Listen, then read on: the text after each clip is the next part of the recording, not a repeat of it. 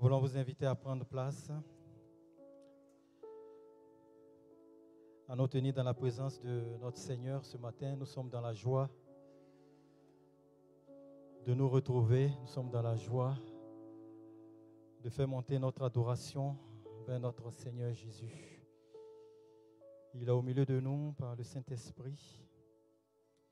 Et le Saint-Esprit va encore agir dans nos vies. Le Saint-Esprit va encore nous parler ce matin. Le Saint-Esprit va encore nous encourager, nous exhorter.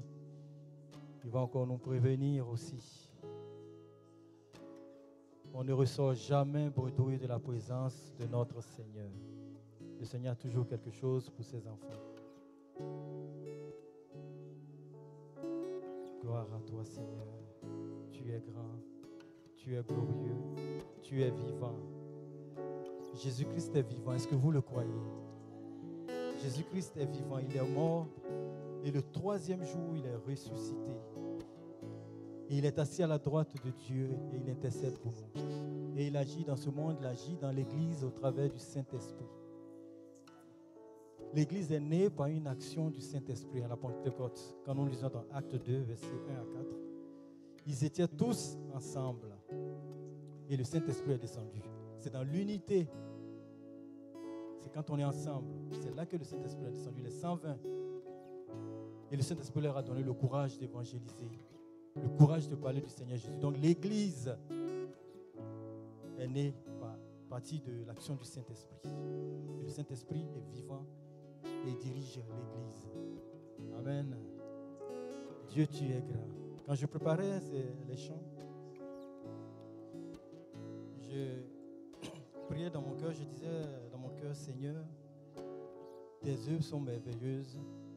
Tu as fait de grandes choses, Seigneur, merci pour tout ce que tu as fait dans ma vie, pour tout ce que tu fais. C'était des pensées que j'avais dans mon cœur lorsque je préparais les chants.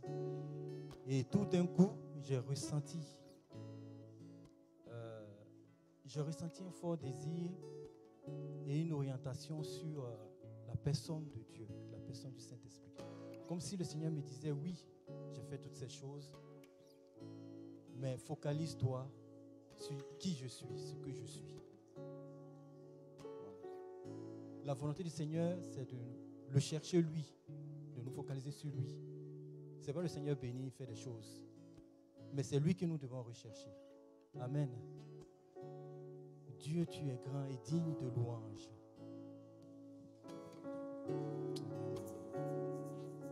Alors sentons-nous libres, parce que comme le dit la parole, là où il y a l'Esprit de Dieu, il y a la liberté. Une sainte liberté, une liberté respectueuse, dans la crainte de notre Seigneur.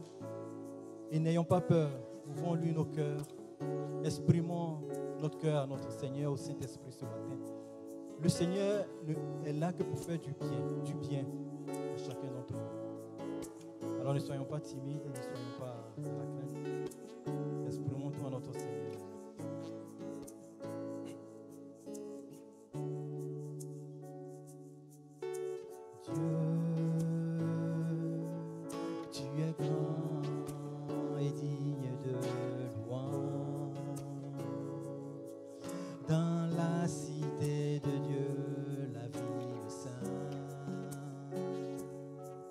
Joie de toute la terre.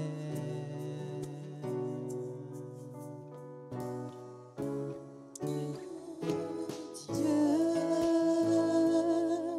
tu es grand, tu nous donnes la victoire. Tu nous aides à vaincre l'ennemi. Nous plions le genou.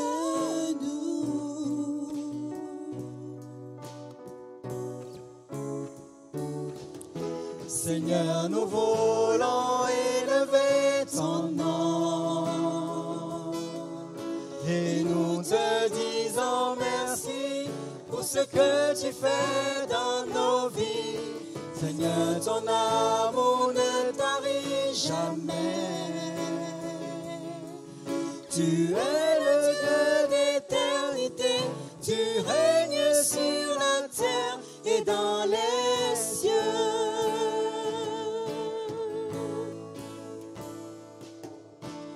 Dieu, es grand et digne de louange. Dans la cité de Dieu, la ville sainte,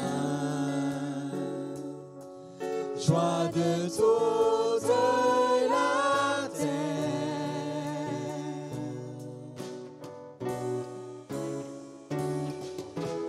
Dieu,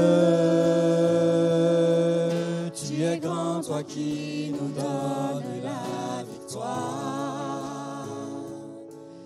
Tu nous aides à vaincre l'ennemi. Nous plions le genou.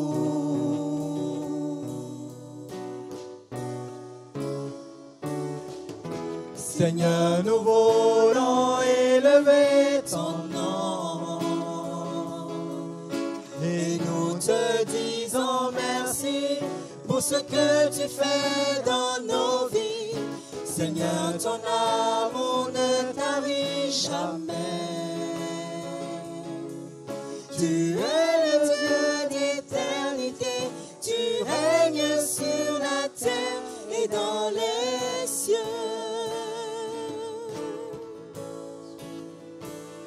Tu es grand, Seigneur. Tu es glorieux, nul n'est semblable à toi. Tu es l'Éternel des armées, le Dieu d'Abraham, d'Isaac et de Jacob. Tu es au-dessus de toutes choses, Seigneur, sois loué. Seigneur, sois élevé, sois exalté ce matin. Que ton nom soit béni. Nous voulons élever son nom et nous te disons merci pour ce que tu fais dans nos vies. Seigneur, ton amour ne tarit jamais. Tu es le Dieu d'éternité, tu règnes sur la terre et dans les cieux. Seigneur, nous voulons élever son nom et nous te disons merci pour ce que tu fais dans nos vies. Seigneur, ton amour ne tarit jamais. Tu es le Dieu d'éternité, tu règnes sur la terre et dans les cieux.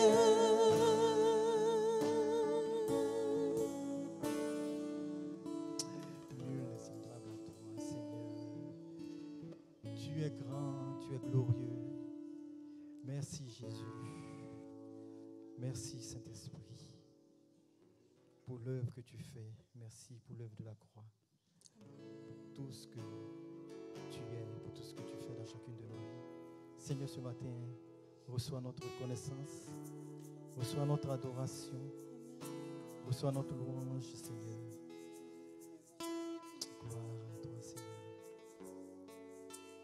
Béni sois-tu. Merci pour ce que tu vas faire encore ce matin pour chacun d'entre nous. Dispose-nous corps, âme et esprit, Seigneur. Rends-nous sensibles à ton esprit, Seigneur.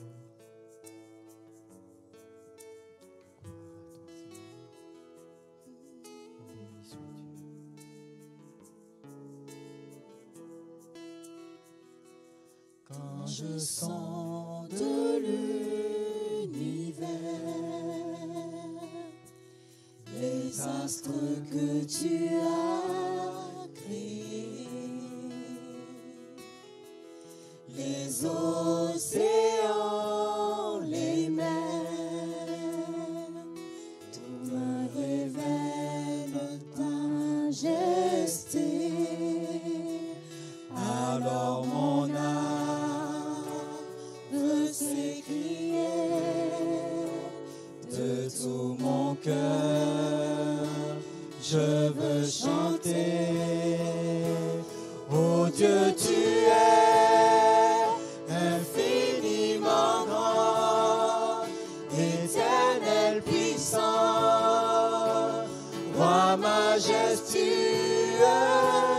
Oh Dieu, tu es infiniment grand, éternel puissant, roi majestueux.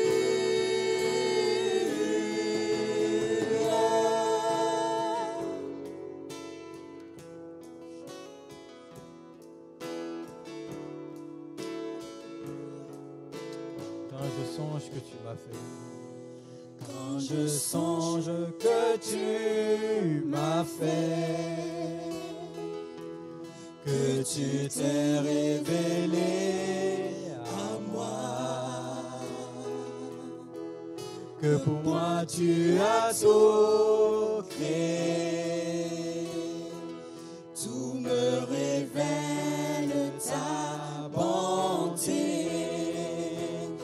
Alors mon âme veut s'écrier de tout mon cœur.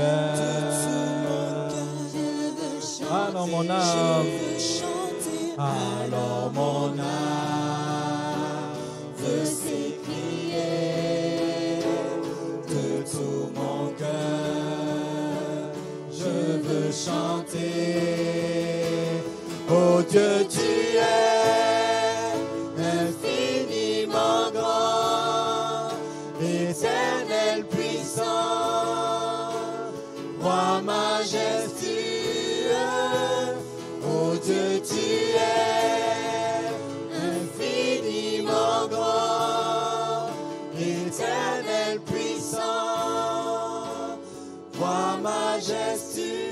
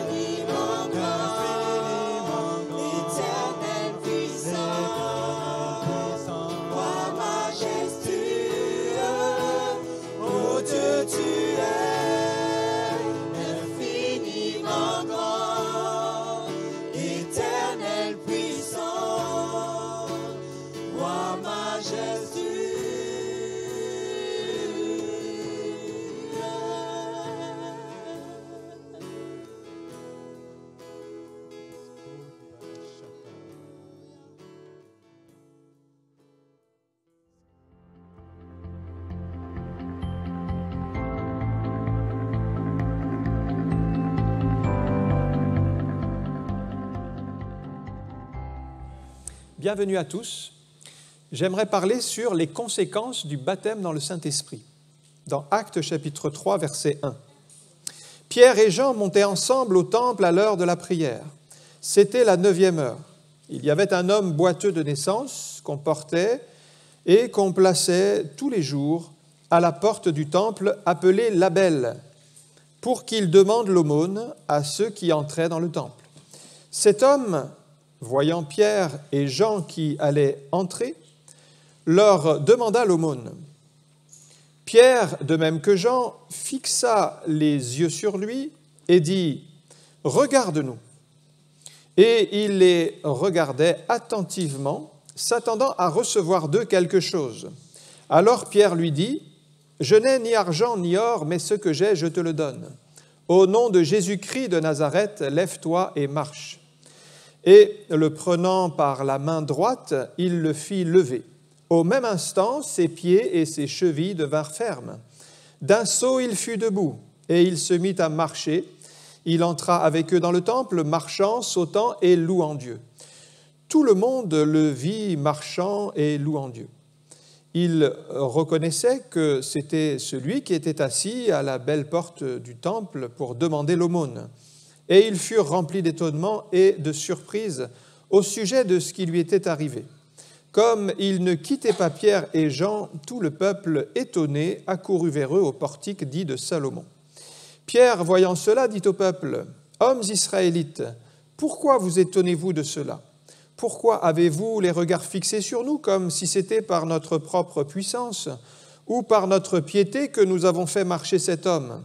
Le Dieu d'Abraham, d'Isaac et de Jacob, le Dieu de nos pères, a glorifié son serviteur Jésus, que vous avez livré et renié devant Pilate, qui était d'avis qu'on le relâche. Vous avez renié le saint et le juste, et vous avez demandé qu'on vous accorde la grâce d'un meurtrier. Vous avez fait mourir le prince de la vie, que Dieu a ressuscité des morts. Nous en sommes témoins. C'est par la foi en son nom que son nom a raffermi celui que vous voyez et connaissez. C'est la foi en lui qui a donné à cet homme cette entière guérison en présence de vous tous. Amen.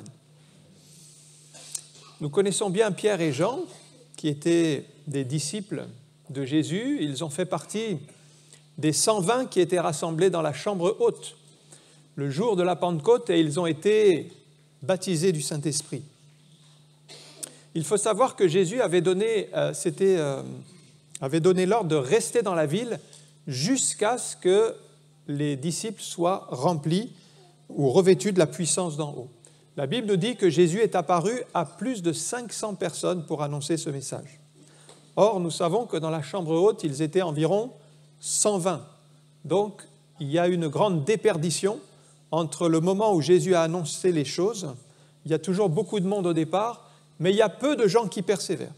Et c'est seulement ces 120-là qui ont persévéré pendant 10 jours de prière, donc entre le moment où Jésus est ressuscité et la Pentecôte, ils ont prié pendant 10 jours et le Saint-Esprit est venu sur eux et ils se sont mis à parler en d'autres langues. À partir de là, leur vie a été transformée. Avant le jour de la Pentecôte, les disciples étaient dans la crainte. Ils avaient peur des Juifs, ils se cachaient. Mais maintenant qu'ils sont remplis du Saint-Esprit, ils n'ont pas peur de témoigner et de parler du Seigneur. La crainte a disparu. Et ce jour-là, la Bible dit que Pierre a prêché la parole de Dieu devant une foule, le jour de la Pentecôte, qui venait de tout horizon, de tout lieu. Et 3000 personnes se sont données au Seigneur et se sont fait ensuite baptiser par immersion. Donc on voit qu'il y a eu vraiment une transformation, une bénédiction suite au baptême du Saint-Esprit le jour de la Pentecôte. Et là, nous arrivons au chapitre 3, donc juste après le jour de la Pentecôte qui est au chapitre 2. Et nous allons voir maintenant les conséquences. On a pris l'exemple ici de Pierre et Jean. Les conséquences de ce baptême du Saint-Esprit dans la vie de Pierre et Jean. La première conséquence, et on va en fait en tirer des leçons pour nous aujourd'hui, puisque la parole de Dieu a été écrite pour nous. La première conséquence que je vois, c'est l'unité qui est créée dans le verset 1. C'est le mot « ensemble ». Pierre et Jean montaient ensemble. L'unité. Le Saint-Esprit crée l'unité, parce que les disciples n'ont pas toujours été ensemble. Ils n'ont pas toujours été unis. Peut-être qu'ils étaient des fois ensemble, mais ils n'étaient pas dans le même esprit. Souvent, ils se comparaient les uns aux autres. Et Pierre était, lui, orgueilleux. Il se mettait toujours en avant. Et il se considérait au-dessus des autres. Il était présomptueux. Un jour que Jésus annonçait qu'il allait les quitter, qu'il allait partir et que tous les disciples allaient l'abandonner, dans Matthieu chapitre 26, verset 33, Pierre prend la parole et lui dit « Mais même si tu étais pour tous une occasion de chute, tu ne le seras jamais pour moi. » Voilà, ça c'est Pierre, il est présomptueux, il est orgueilleux, il se met en avant, il considère les autres comme faillibles. Oui, peut-être tous vont t'abandonner, mais jamais moi je ne t'abandonnerai. Pourtant, c'est le seul dont il est dit dans la Bible qu'il a renié le Seigneur.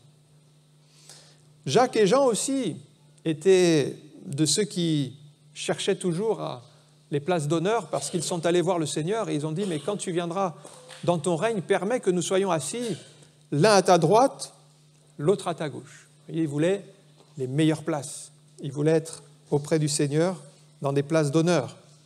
Donc les disciples, ils étaient en train de se disputer, ils n'étaient pas d'accord, mais quand ils sont remplis du Saint-Esprit, alors ils ont une autre attitude, une attitude d'unité, et quand on est rempli du Saint-Esprit, notre regard change. Alors vous allez considérer les autres comme au-dessus de vous-même. Ça, c'est la parole de Dieu. Vous allez vivre dans l'unité. L'unité, c'est un fruit de l'Esprit. Dans 1 Corinthiens 1,10, Paul dit « Je vous exhorte, frères, par le nom de notre Seigneur Jésus-Christ, à tenir tous un même langage. » Voilà l'unité, nous la retrouvons dans les paroles. « Et ne point avoir de division parmi vous, mais à être parfaitement unis dans un même esprit et un même sentiment. » Cette unité n'est pas possible humainement, mais elle est créée par le Saint-Esprit. Et quand nous sommes remplis du Saint-Esprit, nous sommes unis les uns aux autres par le lien de l'Esprit. Pour être un même esprit, un même sentiment, les mêmes paroles, la même volonté, le même amour, tout cela, ça vient du Saint-Esprit. Par contre, si nous marchons selon la chair, ça va être les divisions et les disputes. Les chrétiens de Corinthe, eux, marchaient dans la chair. Et Paul écrit, si vous lisez le début de l'épître aux Corinthiens, il commence par parler des problèmes dans l'Église de division. Il dit « Parmi vous, certains se revendiquent de Paul, les uns disent qu'ils sont d'Apollos, d'autres disent qu'ils sont de Céphas, c'est-à-dire Pierre, d'autres disent qu'ils sont de Christ. » En fait, il y avait des clans, des divisions, mais ça, c'est le fruit de la chair. Et encore aujourd'hui, le fruit de la chair, c'est toujours la division. Les clans, les séparations, c'est l'opposé de l'esprit. Les chrétiens charnels n'arrivent pas à s'unir les uns aux autres parce qu'ils sont opposés les uns aux autres, donc ils vont se critiquer, ils vont se juger, ils vont se condamner. Paul dit même qu'ils se mordent les uns les autres pour se détruire. Mais si vous êtes remplis du Saint-Esprit, c'est un autre regard, vous allez chercher l'unité, vous allez chercher la paix avec tous. Et vous aurez des paroles de paix, vous aurez des paroles de grâce. Pour être unis aux autres, il faut le vouloir et le secours du Saint-Esprit. Et il faut combattre l'ennemi parce que le diable, c'est celui qui divise. Et donc, nous voulons être unis les uns aux autres, eh bien, laissons l'esprit dominer dans nos vies parce que le diable, il sème de l'ivraie. C'est Jésus qui le présente ainsi. Il dit, pendant la nuit, il y a un semeur, il vient semer de l'ivraie dans le champ et cette ivraie va pousser et contaminer le bon grain. Eh bien, cette image du semeur qui vient la nuit, c'est le diable. Et cette ivraie, c'est la zizanie, c'est la discorde, c'est les mauvaises semences que l'ennemi sème dans l'œuvre de Dieu pour faire la division. Et quand on marche dans la chair, on suit ce chemin-là. Donc, on voit que Pierre et Jean, eux, étaient unis ensemble, conséquence de cet esprit qui est en eux, qui les rassemble, ils sont unis dans la foi, dans l'amour, et ils avancent ensemble. Deuxième conséquence que l'on voit dans ce texte, c'est la prière. C'est l'heure de la prière, et ils vont au temple. Avant le baptême du Saint-Esprit, on voit que les disciples avaient du mal à prier. Un jour, Jésus a pris Pierre, Jacques et Jean pour prier avec lui. C'était à Gethsémanée. Et ils n'ont pas pu même prier 1 heure avec lui, ils se sont endormis. Ils avaient du mal à prier. Et le diable fait tout pour nous décourager de prier, pour nous fatiguer, pour nous empêcher. Au contraire, l'Esprit nous pousse à la prière. Romains 8, 26, il vient à notre aide. De même aussi, l'Esprit nous aide dans notre faiblesse. Et c'est là qu'on voit que quand on est rempli du Saint-Esprit, on a une force qui va nous aider, car nous ne savons pas ce qui convient de demander dans nos prières, mais l'Esprit lui-même intercède par des soupirs inexprimables, et celui qui sonde les cœurs et connaît la pensée de l'Esprit, c'est parce que c'est selon Dieu qu'il intercède en faveur des saints. Voilà ici une indication que l'Esprit, quand nous le laissons agir en nous, il nous pousse à la prière, il nous aide dans nos faiblesses, et justement, comme nous sommes faibles, si nous sommes charnels et poussés par la chair, eh bien nous ne prierons pas, ou nous commencerons à prier, mais nous serons vite découragés. Pour ça, nous devons demander au Saint-Esprit de nous remplir, de nous revêtir, pour venir en aide à notre faiblesse et nous aider dans la prière. Pierre et Jean se sont fixés des priorités dans leur vie. C'est lors de la prière, eh bien ils vont prier avec les autres. Ils auraient pu faire autre chose, on a toujours des tas d'occupations, mais Satan cherche toujours à remplir nos agendas de futilité. Donc Pierre et Jean s'étaient fixés un rendez-vous et ils se sont dit, ce jour-là, à cette heure-là, nous allons prier. Mais si vous ne prenez pas cette habitude de fixer un rendez-vous avec Dieu, si vous n'avez aucun rendez-vous d'établi, eh bien finalement, vous ne trouverez jamais le temps de prier. Il faut fixer les choses.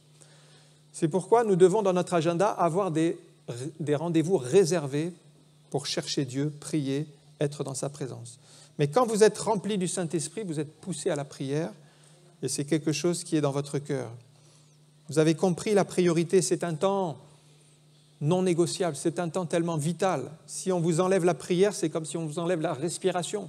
La prière, c'est vraiment important. Mais si vous laissez la chair vous conduire, alors vous trouverez des excuses, je n'ai pas le temps, ou alors j'ai ceci à faire, je prierai après, mais après on n'a pas le temps, ou alors il fait trop froid, il pleut, et on se laisse bloquer. Donc les occasions de distraction sont infinies. Si vous n'êtes pas ferme, vous aurez toujours d'autres choses à faire, donc soyez résolus. Et quand vous êtes rempli du Saint-Esprit, alors vous avez une telle conviction que c'est vous-même qui allez chercher du temps pour prier. On n'a pas besoin qu'on vous dise « Allez, il faut que tu ailles prier », mais vous le ressentez dans votre cœur et vous prenez les dispositions pour prier tous les jours. Donc si vous n'avez pas ce zèle pour la prière, c'est déjà un indice que vous vous êtes refroidi spirituellement, que la vie de l'esprit a diminué et que c'est la vie de la chair qui prend le dessus. Paul l'explique aux Romains, chapitre 8, verset 5. « Ceux en effet qui vivent selon la chair, donc ce sont ceux qui ont laissé leur passion, leur désir dominer dans leur vie, ils s'affectionnent aux choses de la chair. » Voilà le problème, c'est que maintenant ils sont enclenchés dans un processus où ce n'est plus la volonté de Dieu qui domine, mais c'est leur propre désir. Et donc ils sont dans ce cercle-là. Tandis que ceux qui vivent selon l'Esprit, c'est ce que nous désirons, laisser l'Esprit régner dans nos cœurs, être remplis du Saint-Esprit, alors forcément, la conséquence, vous allez vous affectionner aux choses de l'Esprit. Et ça va être différent, ça va être le désir de prier, le désir de chercher Dieu, le désir de vivre des choses pour Dieu. Mais si c'est la chair qui domine, eh bien, la prière sera négligée, vous aurez d'autres préoccupations, vous serez plus dans les préoccupations terrestres et matérielles, mais en tout cas, Dieu passera en second plan. Mais à ce moment-là, vous êtes dans l'autre cycle. Ceux qui s'affectionnent aux choses de la chair, ils vivent selon les choses de la chair. C'est pour ça que cette voie-là aboutit à la mort spirituelle et à la séparation d'avec Dieu. Donc il nous faut, nous, affectionner aux choses de l'esprit et rechercher le Saint-Esprit dans notre vie. Ça, c'était la deuxième conséquence. Donc on voit, il y a la prière qui est importante dans leur vie. Ils ont réussi à remporter des victoires dans leur vie de prière. Une troisième conséquence que je vois, c'est maintenant le zèle pour la maison de Dieu. Il est dit qu'ils allaient ensemble, mais au temple, c'est-à-dire la maison de Dieu. Pierre et Jean vont dans la maison de Dieu, l'église, le temple, le rassemblement. Et quand on est rempli du Saint-Esprit, on a compris l'importance du rassemblement. Psaume 133, versets 1 à 3, David décrit la bénédiction qu'il y a dans la maison de Dieu. Cantique des degrés, voici qu'il est agréable et qu'il est doux pour des frères, et on peut dire pour des frères et des sœurs, de demeurer ensemble. C'est comme l'huile précieuse qui est répandue sur la tête descend sur la barbe d'Aaron, qui descend sur le bord de ses vêtements. C'est comme la rosée de l'Hermon qui descend de la montagne de Sion, car c'est là que l'Éternel envoie la bénédiction, la vie pour l'éternité. Voilà ce que c'est le rassemblement du peuple de Dieu. C'est là que l'Éternel envoie la bénédiction. Voilà pourquoi les réunions des frères et sœurs, le peuple de Dieu, le temple ou l'Église, c'est des temps importants, c'est des temps de rencontre avec Dieu et des temps de visitation. Il y a la bénédiction, on est vivifié, on est renouvelé dans la présence de Dieu. Mais si c'est la chair qui domine, alors vous éviterez les rassemblements, vous éviterez les autres frères et sœurs et votre vision sera limitée. Vous verrez juste des réunions, mais vous ne verrez pas la bénédiction, vous ne verrez pas la grâce. Vous n'aurez pas ce zèle pour la maison de Dieu. Et si ce zèle n'est pas là, si vous n'aimez pas les rassemblements, si vous n'aimez pas les frères et sœurs, si vous ne cherchez pas la présence des frères et sœurs, c'est déjà un indice que le Saint-Esprit a diminué dans votre vie et qu'il n'a plus la première place, que vous n'êtes plus rempli du Saint-Esprit. Lorsque Jésus est allé dans le temple, il a vu qu'il y avait des commerces, des changeurs de monnaie et du trafic. La Bible dit qu'il a renversé les tables et il a chassé les vendeurs du temple. Et les disciples se sont souvenus de cette parole qui dit « Le zèle de ta maison me dévore ». Voilà quelqu'un qui est rempli du Saint-Esprit. Quand vous êtes rempli du Saint-Esprit, c'est le zèle pour la maison de Dieu qui va dominer. C'est un zèle pour l'œuvre de Dieu. Si vous êtes rempli du Saint-Esprit, vous aurez ce zèle et vous chercherez par tous les moyens à rencontrer des frères et sœurs, à vivre des temps dans la communion, à aller au temple à l'heure de la prière, à aller chercher la face de Dieu, parce que c'est quelque chose qui vous porte. Alors vous pourrez apporter votre adoration. Vous venez dans l'église pour apporter votre louange, votre reconnaissance, rencontrer les frères et sœurs, être édifiés. Mais vous venez d'abord pour donner à Dieu. Non pas pour recevoir d'abord, mais pour donner. Ça, c'est le principe spirituel. Quand on a compris ce principe, dans 1 Pierre 4, 10, voyez ce que Dieu attend de nous, comme des bons dispensateurs des diverses grâces de Dieu, que chacun de vous mette au service des autres le don qu'il a reçu. Ça commence par donner, par servir, par faire, par se mettre à l'œuvre au service de Dieu. Si quelqu'un parle, que ce soit comme annonçant des oracles de Dieu, si quelqu'un remplit un ministère, qu'il le remplisse selon la force que Dieu lui communique, afin qu'en toute chose, Dieu soit glorifié par Jésus-Christ, à qui appartiennent la gloire, la puissance, au siècle des siècles. Amen. Et quand vous venez pour donner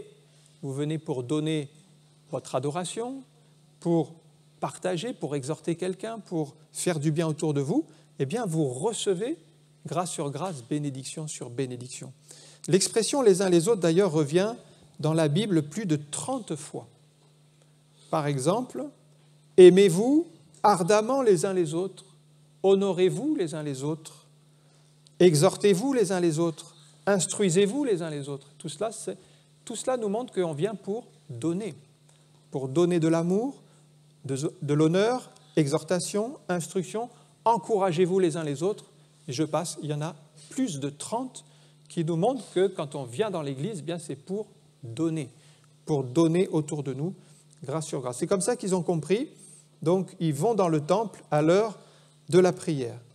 Quatrième conséquence que je vois ici dans ce texte, c'est maintenant, quand ils sont remplis du Saint-Esprit, c'est cet amour pour les perdus. Parce que Pierre et Jean ont de la compassion pour un boiteux qui est là à l'entrée de la porte du temple.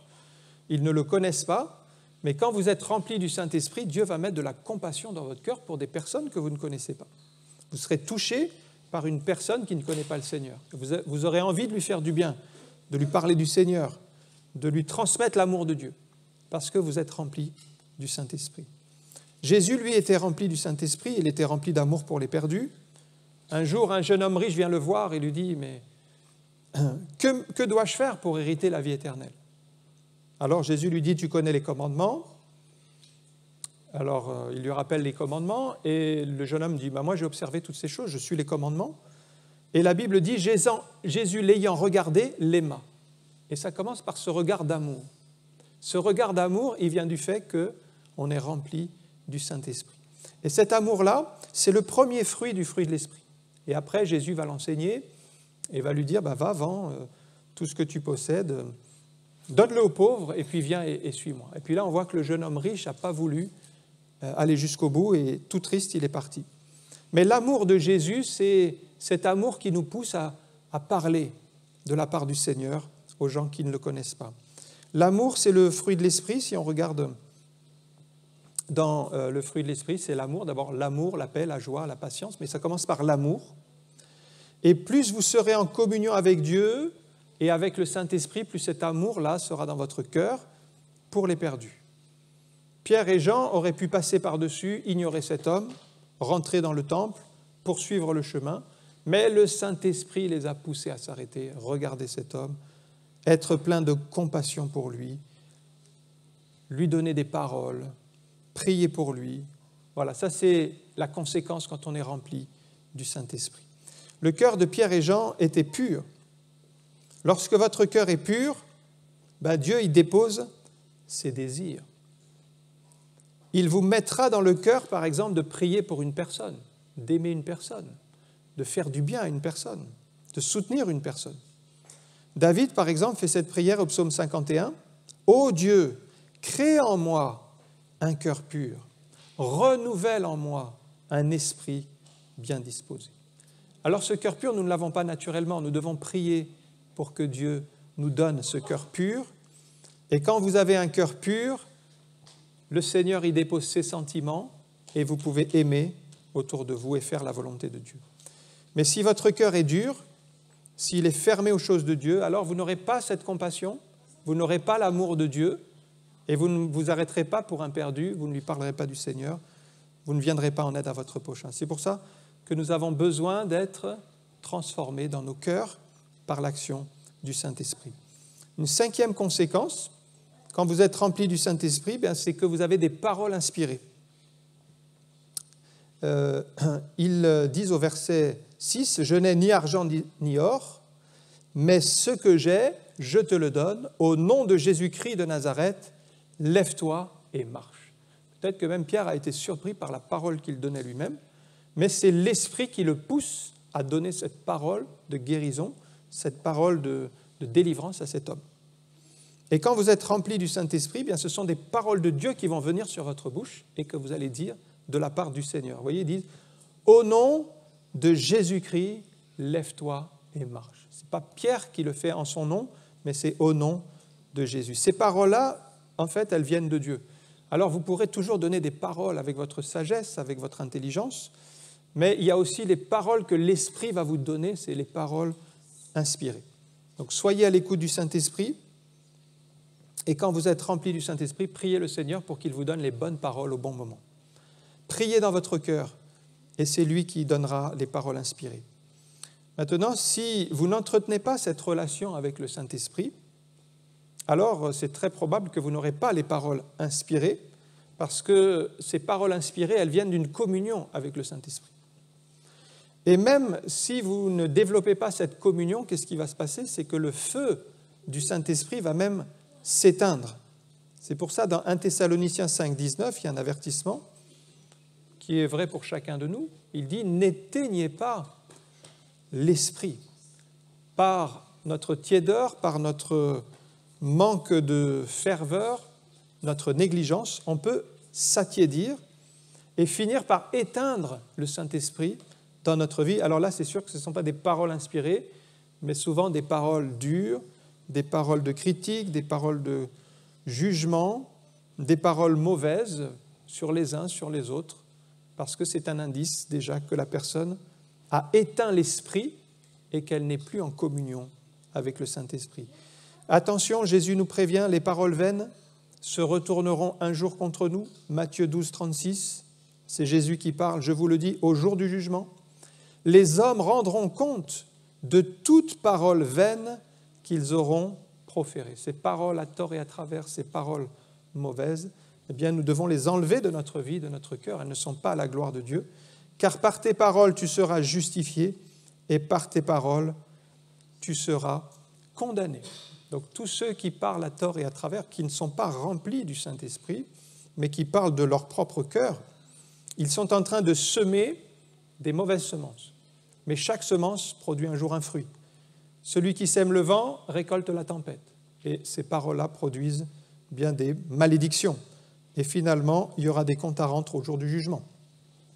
Mais si vous donnez de bonnes paroles, si vous êtes rempli du Saint-Esprit, ce sont des paroles inspirées, alors vous récolterez des bénédictions. Priez le Seigneur pour être rempli du Saint-Esprit, pour que ces paroles qui sortent de votre bouche soient en adéquation avec la parole de Dieu.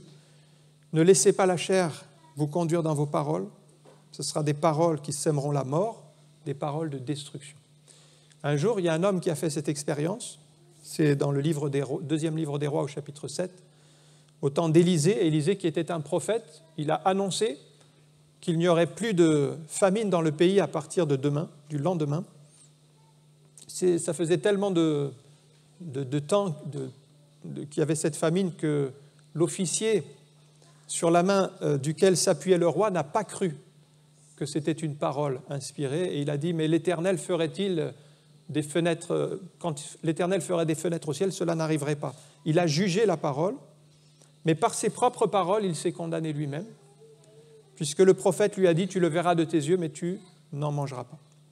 Et effectivement, le lendemain, alors qu'il y a eu ce miracle que les Syriens ont fui et que le camp a été libéré et que la ville a été libérée, eh bien, l'officier sur la main duquel s'appuyait le roi qui était à la porte a été écrasé par la foule qui est sortie en masse pour chercher de la nourriture. Mais il avait prononcé lui-même ces paroles de malédiction en disant « cela n'arrivera pas ». Vous voyez, ça, c'est l'exemple typique des paroles inspirées par la chair qui produisent la mort. Chaque parole inspirée par la chair va être une semence de mort. Eh bien, il a récolté le fruit de ses propres paroles et la bénédiction qui était pour tous ne s'est pas accomplie dans sa vie. Il a été comme privé de la bénédiction de Dieu. Au contraire, si vous avez les paroles de l'Esprit comme Élisée qui inspiré disait les choses de Dieu, eh bien lui, il a été béni et il a pu profiter des bénédictions. 6e conséquence du baptême dans le Saint-Esprit, c'est la puissance du Saint-Esprit dans le miraculeux. Puisque la Bible dit, au même instant, c'est au verset 7, le prenant par la main, il le fit lever, au même instant, ses pieds et ses chevilles devinrent fermes. Et on voit le miracle qui se produit. Donc Pierre et Jean vivent dans le miraculeux de Dieu. Ils ont la foi, ils sont remplis du Saint-Esprit, ils ont la foi que Dieu peut tout faire et ils s'attendent à de grandes choses. Ça aussi, c'est une conséquence du baptême dans le Saint-Esprit, c'est qu'on croit vraiment que Dieu peut tout faire et on s'attend à la main de Dieu au milieu de nous. Alors, il s'appuie sur la promesse de Jésus, tout simplement. Marc 16, 17, « Voici les miracles qui accompagneront ceux qui auront cru. En mon nom, ils chasseront les démons. Ils parleront de nouvelles langues. Ils saisiront des serpents. S'ils boivent quelque breuvage mortel, il ne leur fera point de mal. Ils imposeront les mains aux malades et les malades seront guéris. » Donc, il s'appuie sur cette promesse qui est là, mais c'est une promesse de Jésus, et ils s'attendent à la guérison. Et quand vous êtes rempli du Saint-Esprit, vous vous attendez au miracle de Dieu, à l'intervention surnaturelle du Seigneur, à une guérison, à une délivrance, à une intervention, quelle qu'elle soit, parce que c'est la volonté de Dieu. Alors vous croyez que Dieu peut encore changer toutes les choses. Si vous raisonnez à vue humaine ou par la chair, vous allez dire « c'est pas possible, on n'y arrivera pas ». Mais le Saint-Esprit en vous, quand vous êtes rempli, vous dit « c'est possible parce que Dieu est tout-puissant ». Et c'est un autre discours, c'est une autre vision. Éphésiens 3, 20 dit ceci, « Or, à celui qui peut faire, par la puissance qui agit en nous, infiniment au-delà de tout ce que nous demandons ou pensons, à lui soit la gloire, dans l'Église et en Jésus-Christ, dans toutes les générations, au siècle des siècles. Amen. » La puissance qui agit en nous. Et ça, c'est par le Saint-Esprit. Le Saint-Esprit, c'est une puissance. Jésus l'a dit, vous recevrez une puissance. Le Saint-Esprit survenant sur vous, c'est une puissance pour le miracle, pour l'intervention surnaturelle de Dieu. Et quand vous êtes rempli du Saint-Esprit, alors vous serez conduit à prier dans des situations sans issue. Lorsque, par exemple, on a interdit aux disciples de prêcher la parole de Dieu, c'est dans le chapitre suivant, Actes chapitre 4, on leur a dit maintenant, vous ne parlez plus du nom de Jésus. Eh bien, ils ne se sont pas laissés arrêter par ces paroles, mais ils ont donné d'autres paroles. Et ces paroles-là, c'est par le Saint-Esprit. Et ils ont prié, vois leurs menaces. Mais ils ont dit, étends ta main pour qu'il se fasse des miracles, des prodiges, par le nom de ton saint serviteur Jésus. Il y a d'autres paroles. Et ces paroles-là, c'est inspiré par l'Esprit. Et ça va contrecarrer les paroles de découragement, les paroles qui veulent vous arrêter, les paroles négatives. Eh bien, vous, si vous êtes rempli du Saint-Esprit, vous allez mettre en avant les paroles de l'Esprit, des paroles de foi, les paroles de vie. Et finalement, la Bible dit qu'ils furent tous remplis du Saint-Esprit et se mirent à glorifier Dieu. Il y a eu une visitation, le lieu s'est mis à trembler, une grande bénédiction, parce qu'ils étaient dans la présence de Dieu. On voit aussi un autre cas impossible, lorsque Dorcas était une chrétienne qui est décédée, et lorsqu'elle est morte, on a fait venir Pierre pour prier pour elle. Et dans Actes 9, 40, il dit ceci, Pierre fit sortir tout le monde. Donc elle était là dans la chambre, elle était sur un lit, mais elle était morte, et il se mit à genoux et pria. Puis, se tournant vers le corps, il dit, Tabitha, lève-toi. Tabitha, Dorcas, c'est le même nom. Elle ouvrit les yeux, et ayant vu Pierre, elle s'assit. Pourquoi ? Parce que Pierre était rempli du Saint-Esprit, qu'il a eu cette audace de la prière de la résurrection. Ce n'est pas une prière que l'on fait comme cela, il faut être rempli du Saint-Esprit, et c'est ça qui a permis cette audace et ce miracle. Alors l'ennemi voudra toujours vous décourager, il vous dira toujours « arrête de prier, ça ne sert à rien de persévérer, il n'y a plus de miracle aujourd'hui, c'est plus la peine de venir à l'église, ça ne sert à rien, si Dieu voulait tu serais guéri, etc. » Mais rappelons-nous que Dieu est souverain et qu'il agit en son temps. Et si vous êtes rempli du Saint-Esprit, vous aurez la force de résister à l'adversaire, et c'est vous qui direz les paroles, comme Jésus a dit « arrière de moi, Satan ». Ce n'est pas lui qui va dominer sur votre vie, mais c'est quand vous êtes rempli du Saint-Esprit, c'est vous qui allez le mettre à distance. C'est vous qui allez le faire reculer grâce à la puissance du Saint-Esprit. Enfin, je vois une 7e conséquence, c'est l'humilité de Pierre et Jean, qui ne s'attribuent pas la gloire au milieu du verset 12, par exemple. Pourquoi avez-vous les regards fixés sur nous, comme si c'était par notre propre puissance ou notre piété que nous avions fait marcher cet homme? Donc il montre tout de suite que ce n'est pas par leur puissance à eux. Et si vous êtes remplis du Saint-Esprit, vous n'allez pas vous attribuer la gloire, mais vous allez toujours glorifier le Seigneur Jésus. Et Paul donne même ce conseil aux chrétiens de Rome, dans Romains 12, 16. « Ayez les mêmes sentiments les uns envers les autres, n'aspirez pas à ce qui est élevé, mais laissez-vous attirer par ce qui est humble. Ne soyez point sages à vos propres yeux. » Ça, c'est important, c'est l'humilité, c'est le chemin par lequel nous devons marcher. Nous ne devons pas suivre les principes du monde. D'ailleurs, Jésus était doux et humble de cœur. C'est notre modèle. Donc, soyons humbles. Le Seigneur était humble. Pierre et Jean auraient pu tomber dans l'orgueil avec un tel miracle et se dire, voyez, c'est par notre puissance, c'est par notre piété. Ils auraient pu attirer les gens à eux. Et si l'orgueil avait dominé dans leur vie, c'est bien un signe qu'ils marchaient dans la chair. Ils auraient marché non pas selon l'esprit qui pousse à l'humilité, mais selon la chair qui pousse à l'orgueil. Et quand vous n'êtes pas rempli du Saint-Esprit, eh bien, c'est l'orgueil qui va dominer dans votre vie. La caractéristique d'une personne remplie du Saint-Esprit, vous le verrez toujours, c'est la douceur et l'humilité. Ces deux caractéristiques vont ensemble. Pierre et Jean élèvent le nom de Jésus. C'est au verset 16. C'est par la foi en son nom, c'est-à-dire au nom de Jésus, que son nom a raffermi celui que vous voyez et connaissez. C'est la foi en lui qui a donné à cet homme une entière guérison en présence de vous tous. Donc tout simplement, ce que nous devons faire et ce que nous faisons quand nous sommes remplis du Saint-Esprit, eh bien, c'est d'élever le nom de Jésus. Alors, ils ne tombent pas dans le piège d'attacher les gens à eux, mais ils veulent les attacher au Seigneur Jésus. Ça, c'est notre rôle. c'est notre mission. Mettre les gens en contact avec Jésus. Ils ne se mettent pas en avant, mais ils vont mettre Jésus en avant. Comme Paul dit dans un verset, il dit « Christ est ma vie ». Et il dit pour lui, c'est Christ qui règne sur sa vie. Il y a une puissance dans le nom de Jésus. Pierre et Jean ont compris qui est Jésus. Et si nous avons compris qui est Jésus, eh bien nous pouvons proclamer son nom. Jésus, c'est le Sauveur. Jésus, c'est le Roi des rois, c'est le Seigneur des seigneurs. Son nom est tout puissant. Paul dit dans Philippiens 2,9, c'est pourquoi aussi Dieu l'a souverainement élevé. Il s'agit de Jésus. Voilà sa position.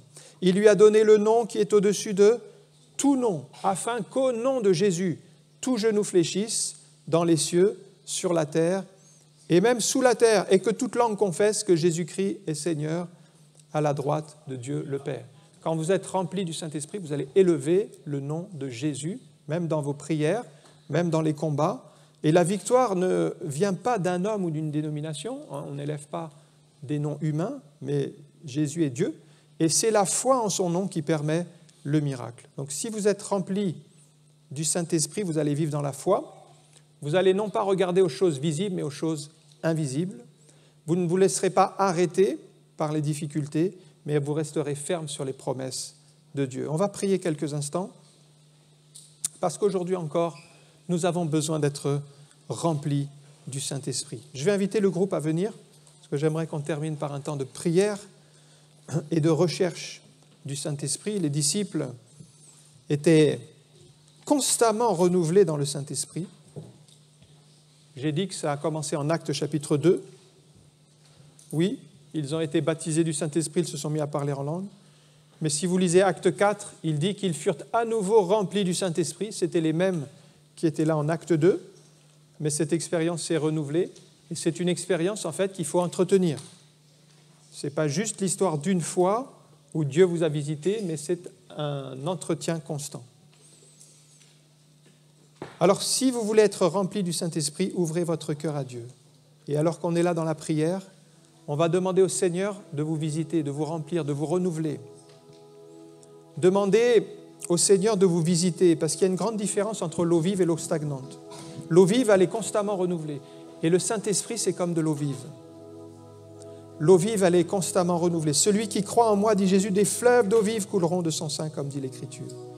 Je vais prier un instant. Merci encore pour ta présence. Merci pour ta grâce. Dans ces instants, nous tournons nos cœurs vers toi et nous te prions, Seigneur, d'étendre ta main pour que tu visites encore, que tu renouvelles dans le Saint-Esprit, que tu baptises du Saint-Esprit, mais que tu renouvelles aussi dans la vision, dans la foi, et que tu accordes, Seigneur, cette bénédiction qui vient d'en haut. Oui, dans le nom de Jésus, nous te rendons gloire. Amen. Que le Seigneur vous